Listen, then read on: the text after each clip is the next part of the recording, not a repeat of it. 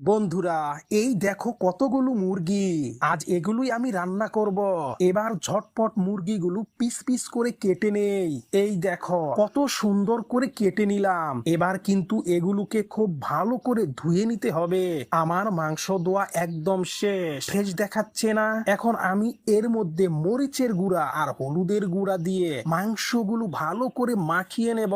দেখো মশলা মাখানোর পর কি সুন্দর কালার এসেছে। দেখে তো মনে হচ্ছে এখনই কাঁচা খেয়ে ফেলি। এদিকে পেঁয়াজ, ধনিয়া আর হলুদের গুঁড়া দিয়ে একটি স্পেশাল মিক্স তৈরি করে নিয়েছি। মাংসের সাথে সব মশলাগুলো ভালো করে মিশিয়ে নিলাম। মাখানোটা যত সুন্দর হবে স্বাদ কিন্তু তত বাড়বে। এবার রান্নার পালা। চুলার উপর বড় একটা কড়াই বসিয়ে পরিমাণ মতো তেল দিয়ে দিলাম। তেল গরম হতেই মশলায় মাখানো মুরগির লেগ পিসগুলো তেলের মধ্যে ছেড়ে দিলাম। উফ, কি সুন্দর দেখাচ্ছে। হালকা আছে এগুলোকে আমি ধীরে ধীরে ভেজে নেব। তেলের বলকগুলো দেখো আর মাংসের কালারটা জাস্ট একবার দেখো বন্ধুরা। ওয়াও, দেখো বন্ধুরা, আমার চিকেন ফ্রাই একদম রেডি। কি সুন্দর হয়েছে না? উপর দিয়ে একটু স্পেশাল মশলা ছিটিয়ে দিলাম। তোমাদের কার কার খেতে ইচ্ছে করছে বলো তো? যদি খেতে চাও তাহলে ঝটপট ভিডিওটি শেয়ার করে দাও। আর এই লোভনীয় রান্নাটা ভালো লাগলে এখনই চ্যানেলটি সাবস্ক্রাইব করে দাও।